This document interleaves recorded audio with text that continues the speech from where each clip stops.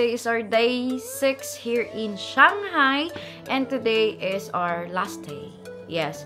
So, mamaya yung flight namin, guys, from Shanghai going to Guangzhou. And then from Guangzhou going to the Philippines. So, ngayon, time check, it's 11:44 and magcha-check out na kami ng aming hotel. So, since mamayang gabi pa naman yung ating flight, going to Guangzhou, gagala muna tayo, guys. Like, ano lang, stroll lang, chill na lakad kasi I think na halos napuntahan naman natin yung mga attractions here in Shanghai. So, let's see kung may mga spots pa ba tayong madadaanan today. And let's see, guys, kung ano pa yung mga pwede nating puntahan for our last day here in Shanghai. So, it's time na to say goodbye to our beautiful room here in Shanghai. Napaka-komportable ng stay naman dito. And aside from that, napakaganda talaga ng room namin. Also, maganda din yung location niya. Kaya kung papansin nyo, sobrang late naming nagigising, guys. Kasi sobrang ganda talaga ng aming stay dito sa Golden Tulip Hotel. So, again, check this one sa Klook or Agoda, guys. And if sa Klook kayo, yes, you can use my Klook code DocSamiClook for additional discount or ilalagay ko na lang yung link sa baba ng video na ito. Para if in case gusto nyo ding mag-book ng maganda and affordable na hotel here in Shanghai, check nyo ang Golden Tulip and check nyo yung description box. Go, guys! Wala pa kaming lunch and breakfast. So, mag-brunch tayo and tara mag-check out na tayo dito sa Golden Tulip. Bye-bye!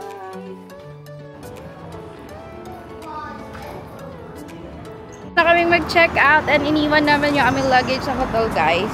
So, mamayang mga 5 PM pa tayo pupunta ng airport since 9:50 PM pa naman yung flight natin going to Guangzhou. So, we still have a lot of time to explore Shanghai. Pero sobrang inat, guys. Kaya I think mag-i-indoor tayo, guys. Samahan natin siya, guys, mag-shopping. Mga ganitong bet niya. This is the mall, guys, na tapat lang ng Chantong Station. Lalagay ko yung name dito. Yes. And kung hanap may fashionable dress, yan, tingnan nyo, napaganda ng mga damit nila dito. Nice lang mga damit. 59 lang ito, guys. 59. Ang mura ng damit dito. Nice. Nice. Bag section.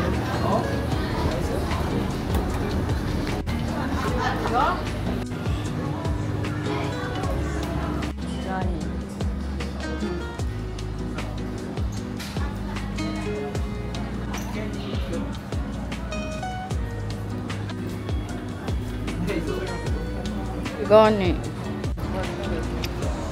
W Zone pala yung pangalan ng mall, guys. Grabe. Mangmura ng mga ano nila doon.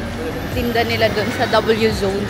Kaya pasukin nyo din yung W Zone, guys. Tapat lang siya ng Chantong Station. Kasi yan nga yung Chantong Station, guys, eh. Sobrang daming pwedeng bilhin doon sa loob. Tsaka affordable lang din. And we're here at People's Square Station. People's Square, guys. So, pupunta natin yung People's Square Park talaga. Which is, lalabas tayo dito sa exit 5. Yes, let's go. Sobrang laki ng station na to. And I remember dito din kami na station nung Shanghai World Circus. Put sila ng 15 exit dito or more. Exit 6 na yan. Daming exit dito. So, accessible na din pala dito yung History Museum, Nanjing, West Nanjing, Nanjing Pedestrian Road, mga ganun. Oh. Boy, siko on sadness. Loo! Sinsa ka na. Sadness, sadness, sadness.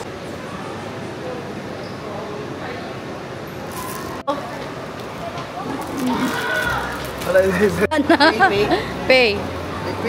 Pay.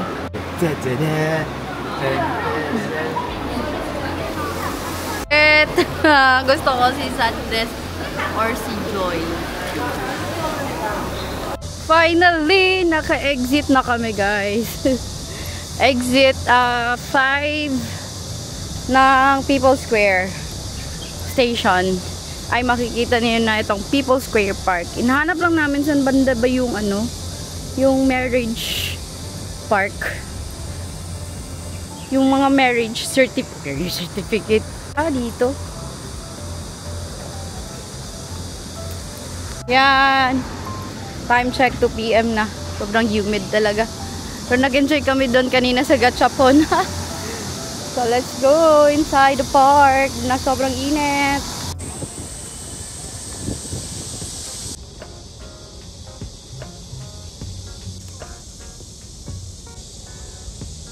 Laki pala ng People's Park, guys, kasi may children's park, may fitness sila, and maraming kainan. And pansin ko mga locals dito, madaming tumatambay din.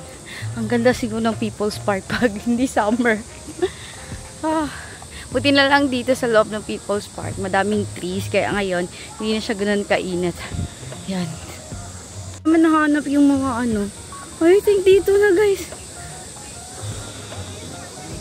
Oo, maraming mga locals, oh. Wanan eh. Dito. Ano na, guys.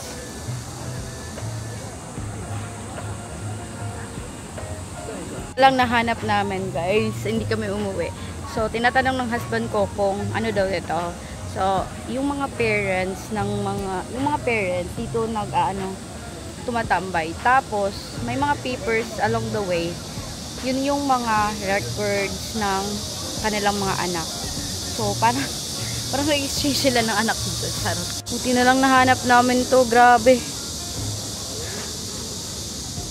Na pala siya, guys. Ano na kami? Lumagpas kami kanina. Pero buti na lang, pabalik namin sa train station. Dito kami dumaan. Kaya eto, nakita naman tong maraming mga locals na nagkukumpulan dito.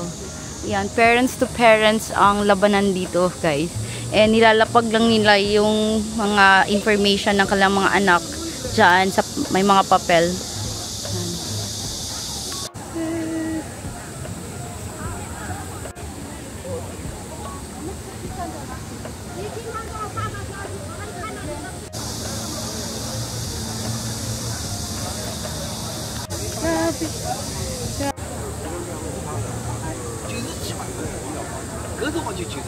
Grabe na. Ayan na sila diri.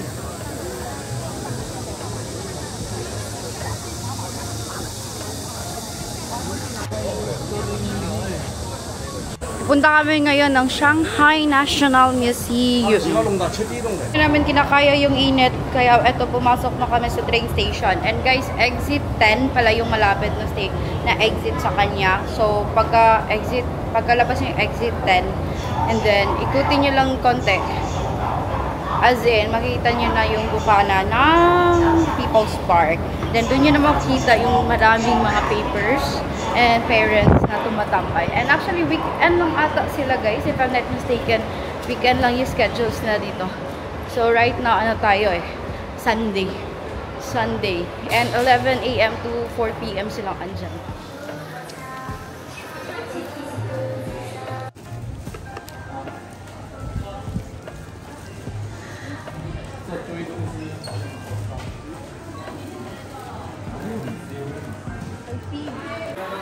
Sorted.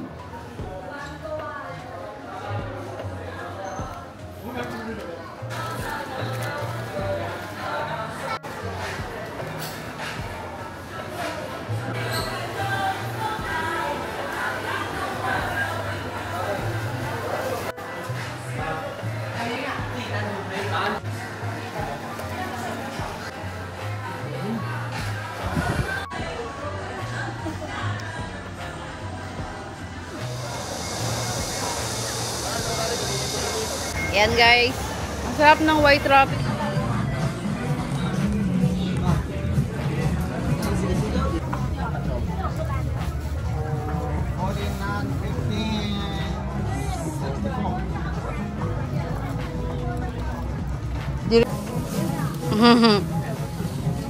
Pando na, oh, nindot ang graso.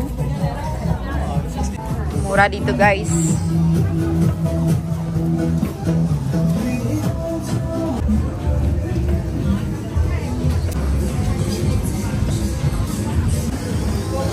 Lower.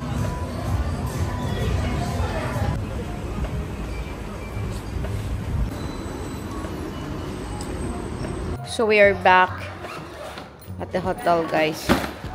Yan, inayos lang naman yung gamit namin. And so far, safe naman yung gamit naman dito. As in, like, ayos talaga yung service nila dito, guys. As in, maganda yung service ng Golden Tulip Hotel. Tsaka yung mga staff nila, napaka-helpful talaga sa amin. Highly recommended talaga ang hotel na to. Time check, guys. It's like 5 p.m. na. O, diba? 5 p.m. na. Pagod na ako. So, dahil sa pagod namin, guys, we decided magta-taxi na lang kami. So, nag-book ako sa Didi. And we are from here sa may Golden Tulips hotel namin going to Hongqiao Terminal 2 Airport kasi domestic flight pa kami, guys. So, from Shanghai going to Guangzhou and then Guangzhou going to Manila. Yan yung flight namin via China Southern Airlines. So, yun, magta-taxi na lang tayo, guys. Nag-book kami kay Didi. Ang mura ng pamasahe, guys, ha? 40 minutes na biyahe. Alam nyo, magkano lang yung babayaran namin? 500 pesos lang. Pero actually, mas mura kung magko-commute kasi yung bayad is like mga 50 pesos lang. Pero parang hindi na talaga namin kayang mag-commute. Kasi kung magko-commute, affordable siya. Pero yung minutes din ng biyahe is around 40 minutes. So, eto. Mag-aano na lang tayo. Magta-taxi na lang tayo going to the airport. Ganda dito sa Shanghai, guys. Napaka-convenient ng public transportation nila, as in hanggang airport, abot na abot. Sobrang accessible talaga. Kahit na mag-commute kayo, napaka-okay talaga ng transportation nila. On the other hand naman, etong pagta-taxi, guys, napaka-affordable din. So, nasa sa inyo na lang yan. 660.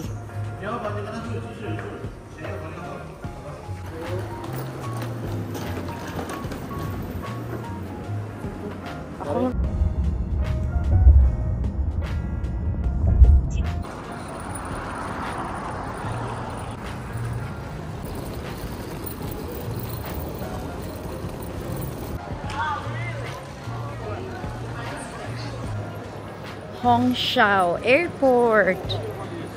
We are here finally at Shanghai Hongqiao Airport. This airport mostly domestic flight siya, guys. Kaya dito kami ngayon. And finally, we are here at around 5:47 p.m. Yes, buti na lang convenient yung way papunta naman dito. Kasi nagdidi na kami, guys. And yung nabayaran lang, guys, is 500 pesos. Diba? Napakasulit. So, hindi pa open yung check-in counter namin since 9:50 pa naman yung opening ng since 9:50 pa naman yung check-in namin, ay no, flight namin. 9:50 p.m. pa yung flight namin. Dito na lang muna tayo uupo.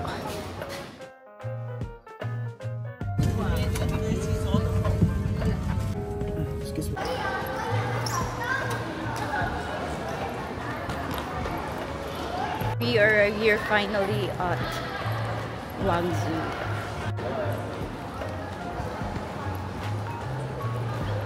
Time check, guys, 12:20 p.m. na. AM pala, guys. And we arrived here at Baiyun International Airport here in Guangzhou. Meron kaming layover dito ng mga 7 hours. Mga 8 AM yung flight naman later. So, maaga yung flight namin. Hindi na kami lalabas ng airport, guys. Kasi actually, pwede kayong mag-avail ng transit hotel. Basta minimum of 7 hours yung layover nyo. In our case, hindi na kami lalabas para dire-diretso lang. Dito na kami matutulog sa airport. Again, yung luggage namin na chinek-in kanina, doon na naman yun sa Manila makukuha. So ngayon, sinusundan lang namin yung signage na nagsasabing international transfers. Kasi connected na yung domestic at saka yung international dito sa airport. Kaya sundan lang natin yun, guys, and let's see kung ano yung process na gagawin from arrival to transfer to international. Yeah, let's go. Pagkain kanina, snacks lang to siya, guys. Hindi ko kinain kasi busog ako. Yan. And so far, solid talaga yung service ng China Southern Airlines, guys. Sobrang satisfied kami sa overall service ng China Southern Airlines. Yeah, nakita na namin yung international transfers. And dito na kami sa separate sa mga ka-flight namin. Charot. Yan, dun kasi yung arrival exit and dito yung international transfer. Terminal 2 only. Uy, makita ko.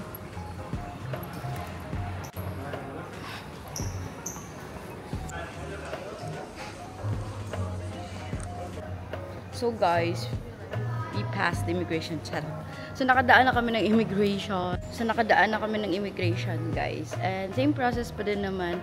Like, dumaan kami sa health quarantine and then customs. Kung may i-declare ka, go push. Doon kayo pupunta sa customs. And then, immigration na.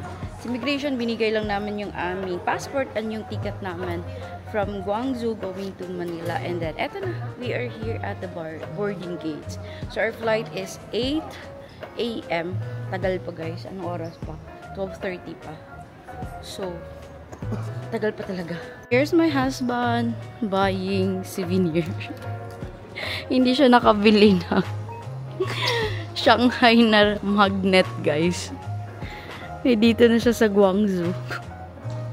Guangzhou na magnet na lang yung bibilhin niya. So, some shops are still open. Pero mostly talaga closed na. Yan. I'm going to go to China Southern Lodge. Yan. Since meron kaming layover, and let's see kung makakabil kami ng lounge nila guys. Kasi matagal pa talaga yung aming stay dito. Inaantok na ko. As in, like, nakakaantok na talaga. And like, hindi ako sure. Because sa research ko guys, pag may layover ka, connecting domestic to international, tapos 4 hours mahigit, pwede mo daw ma-avail. So, wala namang masama kung magtanong tayo, diba? Baka free naman. Para komportable tayo dito sa airport. Appreciate ko kasi talaga. Kasi alam niyo naman, mostly hindi kami ganitong airlines yung sinasakyan namin. Mostly low cost airline lang yung sinasakyan namin, diba?